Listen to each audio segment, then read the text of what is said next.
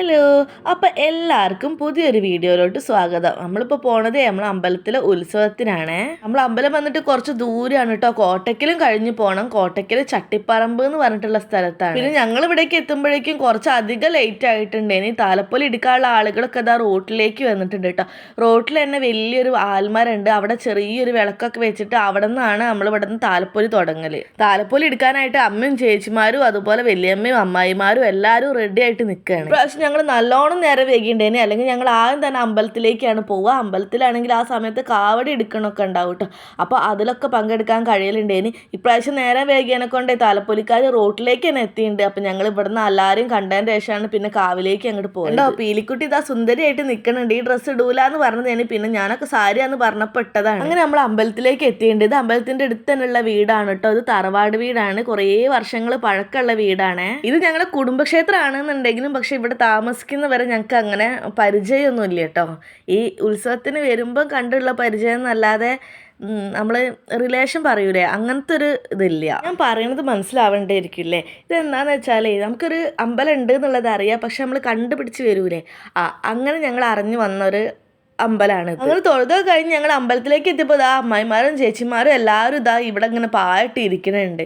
ഇവിടെ ഉള്ള ഈ റൂമൊക്കെ ഇപ്പം ഉണ്ടാക്കിയതാണ് കേട്ടോ, ചെണ്ടക്കാർക്ക് കിടക്കാനൊക്കെ വേണ്ടിയിട്ടേ. അപ്പോഴേക്കും പിന്നെ താലപ്പൊലി അമ്പലത്തിലേക്ക് എത്താനായി. അപ്പം ഞങ്ങൾ വേഗം റോട്ടിലേക്ക് ഇറങ്ങിയതാണ്.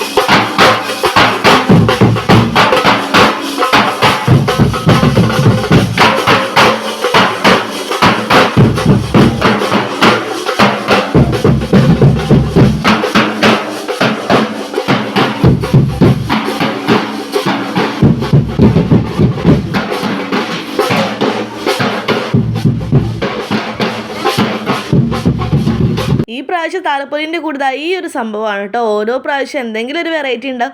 ഒരു പ്രാവശ്യം ചേച്ചിമാരുടെ ശിങ്കാരിമേള ഉണ്ടായിട്ടുണ്ടേന്, പിന്നെ വേറൊരു പ്രാവശ്യം പൂക്കാവടി ഉണ്ടായിട്ടുണ്ടായിരുന്നു. ഇപ്രാവശ്യം ഇങ്ങനെയാണ് ഉണ്ടായത്. താലപ്പൊലി അമ്പലത്തിലേക്ക് കയറാൻ പോവുകയാണ്. അതിന് മുമ്പ് നടക്കിൽ വെച്ചിട്ട് ചെറിയൊരു പൂജ ഉണ്ടായിരുന്നു. അതേപോലെ ചെറിയ കൽപ്പന കാര്യങ്ങളൊക്കെ അല്ലേ, അങ്ങനെയൊക്കെ കഴിഞ്ഞ പ്രാവശ്യമൊക്കെ അല്ലേ ഉത്സവം കഴിഞ്ഞ അവസാനം ലേലം വിളിക്കുന്നൊരു സംഭവം ഉണ്ടായിട്ടുണ്ടേന് കേട്ടോ.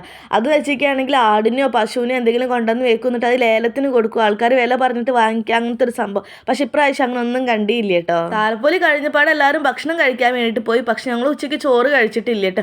ഞങ്ങൾ പൊങ്കാലിടണുണ്ട്, അതിനെക്കൊണ്ട് തന്നെ അരിയാഹാരം കഴിക്കൂല. അപ്പൊ ഞങ്ങൾ ഉച്ചയ്ക്ക് ഉപ്പുമാവാണ് കഴിച്ചത്. ഭക്ഷണം കഴിച്ചു കഴിഞ്ഞപ്പോഴത്തേനും പിന്നെ എല്ലാവരും സൈഡായി കുറച്ചു നേരം വർത്താനമൊക്കെ പറഞ്ഞിരുന്നു. അപ്പോഴാണ് അവർ കട്ടൻ ചായ കൊണ്ടു തന്നത്. അപ്പം ഞങ്ങൾ വേഗം അതുകൂടെ വാങ്ങിച്ച് കുടിച്ചു. ഉച്ച വരെയുള്ള ഏകദേശം പരിപാടികളൊക്കെ കഴിഞ്ഞ് ഇനി പൊങ്കാലയ്ക്കുള്ള പുറപ്പാടാണ്. അപ്പം അതിൻ്റെ കുറേ നേരം ഗ്യാപ്പ് ഉണ്ടായിരുന്നു. അപ്പം അതിൽ തായമ്പകയാണ്. തായമ്പക അങ്ങനെ കേട്ടിരിക്കാൻ നല്ല രസമാണ് കേട്ടോ. അപ്പോഴേക്കും പിന്നെ ഇവിടെ എല്ലാവരും അടുപ്പ് കൂട്ടിയിട്ട് കാലൊക്കെ കൊണ്ടുപോയി വെച്ചിട്ടുണ്ട്. ദേവിന്റെ അനുഗ്രഹം കൊണ്ട് ഇപ്രാവശ്യം കൂടെ പൊങ്കാല ഇട്ടിക്കുകയാണെങ്കിൽ എനിക്ക് 3 വർഷം അടുപ്പിച്ച് പൊങ്കാല ഇടാൻ കഴിഞ്ഞേ. അതിൻ്റെ ഇടയ്ക്ക് ഞാനൊന്ന് സെൽഫി എടുക്കാൻ നോക്കിയതാണ്. അപ്പോൾ കുമ്മനടിച്ച് വന്നതാണ് ഷീത്തേട്ടെ. നമ്മളെ കലത്തിനൊന്ന് കുട്ടപ്പനാക്കി എടുക്കേണ്ട എൻ്റെ കഴിവ് മൊത്തം അങ്ങോട്ട് കലത്തുമ്പിൽ എടുക്കാൻ വിചാരിച്ചു. അങ്ങനെ ഞാൻ കലത്തുമ്പിൽ ചിത്രപ്പണിയിലാണ്. ഇത് 100 കേട്ടോ തേച്ച് കൊടുക്കുന്നത്. ഇത്ര കട്ടിക്കൊന്നും തേക്കേണ്ട ആവശ്യമില്ല. ഇനി കുറച്ച് വെള്ളം കൂട്ടിക്കുകയാണെങ്കിൽ നല്ല ലൂസിൽ കിട്ടും. അപ്പോൾ ആണെങ്കിൽ വരച്ചെടുക്കാനും എളുപ്പേനി. പക്ഷെ ഉണ്ടല്ലോ എനിക്ക് ഇത്ര കട്ടിയിൽ കൊടുക്കുന്നതാണ് ഇഷ്ടം. ഇനി ഇത് ഈ കലത്തിൻ്റെ മുകളിൽ നിന്ന് പോകൂല എന്നുള്ളതാണ് വേറൊരു സത്യം. എന്താണെന്നറിയില്ല, ഫസ്റ്റ് 2 പ്രാവശ്യം കലം കരിച്ചപ്പോഴും എനിക്ക് ഒരു ടെൻഷനൊന്നും ഇല്ലേനിട്ടോ. പക്ഷെ ഇപ്രാവശ്യം എന്തോ ഒരു ടെൻഷൻ, എന്താണെന്ന് എനിക്ക് മനസ്സിലായി. മനസ്സിലാവണേ ഇല്ല. അപ്പോൾ ഇതാണ് ഞാൻ അത്രയും നേരം കൊത്തുപണി ചെയ്തുകൊണ്ട് ഇതിനെ കാലം ചായ മാറ്റിപ്പോൾ ഞാൻ കാപ്പിയാക്കി കൊടുത്തിട്ടുണ്ട്. അങ്ങനെ ഒന്നിൻ്റെ പണി കഴിഞ്ഞപ്പോഴേ അത് അടുത്ത പണി തന്നിട്ടുണ്ട്. അത് ആ തീരുമ്പോൾ പണി തരാൻ ഞാൻ കുപ്പിയിൽ നിന്ന് ഭൂത ആ മുഖത്തേക്ക് ഒന്ന് നോക്കിക്കുക, എന്തൊരു ചൈതന്യം. അതൊന്നല്ല, അതുണ്ടല്ലോ ശ്രദ്ധിച്ചൊക്കെ ചെയ്തില്ലെങ്കിൽ ഉണ്ടല്ലോ ഫസ്റ്റ് ചെയ്ത എൻ്റെ കാലാണ്. ഇത് ചേച്ചീൻ്റെ എങ്ങനെ കൊളായി പോയിക്കുകയാണെങ്കിൽ ഓള് പറയും എൻ്റെ കാലൊക്കെ ഈ നല്ലോണം വരച്ചിട്ട് എൻ്റെ ഒന്നായിട്ട് കൊളാക്കിയിട്ടില്ലേന്ന്. അപ്പോൾ അത് കേൾക്കണ്ടല്ലോ. അപ്പോൾ അത് നല്ല സൂക്ഷിച്ചും കണ്ടിട്ടൊക്കെ ചെയ്ത് കൊടുക്കുകയാണ്. പണ്ട് ടി വിയിലൊക്കെ ഇങ്ങനെ പൊങ്കാല മഹോത്സവം കാണുമ്പോൾ ഞാൻ വിചാരിക്കാൻ ഇതിപ്പോൾ എങ്ങനെ വരച്ചെടുക്കണത്, എനിക്ക് എന്നാ അങ്ങനെയൊക്കെ ചെയ്യാനുള്ള ഭാഗ്യം ഉണ്ടാവുക. എന്തായാലും അതിനുള്ള ഭാഗ്യം ഉണ്ടായി. അപ്പം ഞാൻ ഭയങ്കര ഹാപ്പിയിലാണ്. നമ്മൾ ഈ പണിയൊക്കെ ചെയ്തുകൊണ്ടിരിക്കുമ്പോൾ അവിടെ ശിങ്കാരിമേളം തകൃതിയായിട്ട് നടക്കണുണ്ട് കേട്ടോ. പിന്നെ ഇതാ വൈകുന്നേരത്തെ പൂജയ്ക്കുള്ള കാര്യങ്ങളൊക്കെ നടന്നുകൊണ്ടിരിക്കുകയാണ്. വിളക്കിലൊക്കെ തിരിയിട്ട് കത്തിക്കാൻ തുടങ്ങി. ഇനി ഗുരുതി ഉണ്ട് കേട്ടോ വൈകുന്നേരം. അപ്പം അതിൻ്റെയൊക്കെ അവിടെ തിരക്കുണ്ട്. അപ്പം ഇതാ കലങ്കരിക്ക് വേണ്ടിയിട്ട് എല്ലാവരും ഇവിടെ റെഡി ആയിട്ട് വന്നിട്ടുണ്ട്. നമ്മൾ രണ്ടാളും മാത്രമേ ഇപ്പോൾ അതിൽ ചിത്രപ്പണിയൊക്കെ ചെയ്ത് വെച്ചിട്ടുള്ളൂ. എല്ലാവരും ചിത്രപ്പണിയൊക്കെ ചെയ്യാനുള്ള പുറപ്പാടിലാണ്. ചിലരിതാ വെള്ളം എടുക്കാൻ പോകണമൊക്കെ ഉണ്ട്. ഓരോ പ്രാവശ്യം എന്ന് പോകുമ്പോഴും വിചാരിക്കും അടുത്ത പ്രാവശ്യം വരാനുള്ള ഭാഗ്യം ഉണ്ടാവണേന്ന്. ദൈവം സഹായിച്ചിട്ട് അടുത്ത പ്രാവശ്യം വരാനുള്ള ഭാഗ്യമൊക്കെ ഉണ്ടാവലുണ്ട്. നല്ല ഭംഗിയുണ്ട് കേട്ടോ അവിടുത്തെ ചേച്ചിമാരുടെ ഡ്രസ് കോഡ് കാണാനായിട്ട്. ഞങ്ങൾക്ക് ഫോട്ടോ ഒക്കെ അയച്ചു തന്നിട്ടുണ്ടായിരുന്നു. പക്ഷെ ഞങ്ങൾ ആരും ഈ സാരി വാങ്ങിച്ചിട്ടില്ല. എല്ലാവരും വേറെ വേറെ സാരി തന്നെയാണ്. പിന്നെ അവിടെ തന്നെ നിന്നിട്ട് എല്ലാവരും കൂടെ ഒരു ഗ്രൂപ്പ് ഫോട്ടോസ് ഒക്കെ എടുക്കുന്നുണ്ടായിരുന്നു. ഇത് ഇങ്ങനെ കാണാനായിട്ട് നല്ല രസമുണ്ടല്ലേ. ഇനി നമ്മളെ കലത്തിലേക്ക് അരി ഇട്ട് കൊടുക്കുകയാണ്. നെല്ലുകുത്തരിയാണ് എടുത്തത്. നമ്മൾ 1 കിലോ ആണ് അരി എടുത്തത്. അതുപോലെ 1 കിലോ ശർക്കരയും എടുത്തിട്ടുണ്ട് കേട്ടോ. പിന്നെ ചില ആളുകളൊക്കെ കുറച്ച് എടുത്തിട്ടുള്ളൂ. അതെന്താ സംഭവം എന്ന് എനിക്കറിയില്ല. ചെറിയ കലമാണുള്ളത്. അതേപോലെ തന്നെ ഒരാൾ 2 കലത്തിൽ ഉണ്ടാക്കുന്നുണ്ട്. ചെറിയ 2 കലത്തിൽ കേട്ടോ. ഒരാൾ തന്നെ 2 എണ്ണത്തിൽ ഉണ്ടാക്കുമല്ലോ അങ്ങനെ. അതും എന്താ സംഭവം എന്ന് എനിക്ക് മനസ്സിലായിട്ടില്ല. നമ്മൾ കലത്തിലേക്ക് അരി ഇട്ടതിന് ശേഷം 3 പ്രാവശ്യം അമ്പലം വലം വെക്കും. അപ്പോൾ അങ്ങനെ ചെയ്യണേ.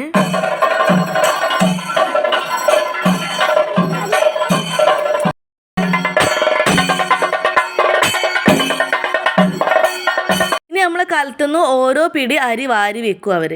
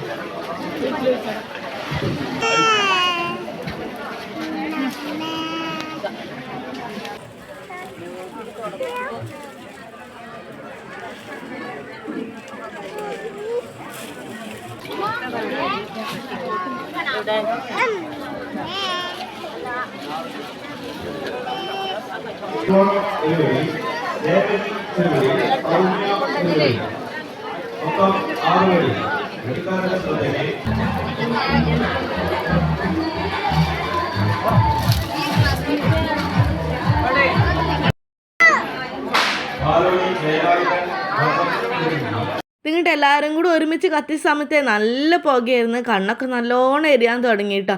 പിന്നെ നമ്മൾ പൊങ്കാലിടണ്ടെന്നുണ്ടെങ്കിൽ നമ്മളെ കൂടെ ഉള്ളവർക്കൊക്കെ അത്യാവശ്യം നല്ല പണിയുണ്ട് കേട്ടോ. എല്ലാവർക്കും തേങ്ങ ചിരവണ പണിയാണ്.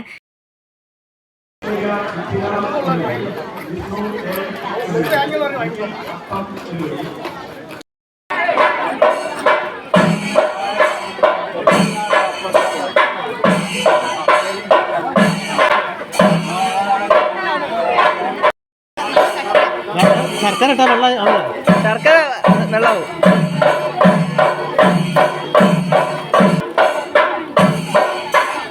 ഇളക്കിക്കാളി. ആ വെള്ളം ഉണ്ടായി.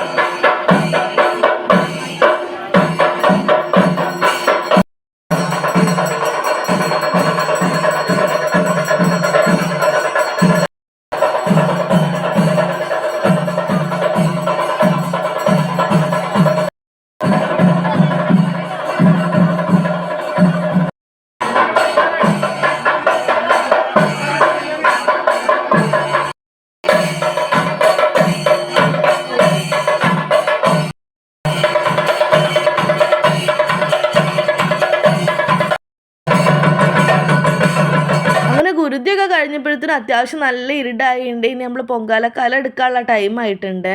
കലം തലയിൽ വെച്ചിട്ട് അമ്പലത്തിൽ 3 വട്ടം പ്രദക്ഷിണം ചെയ്യുവേ.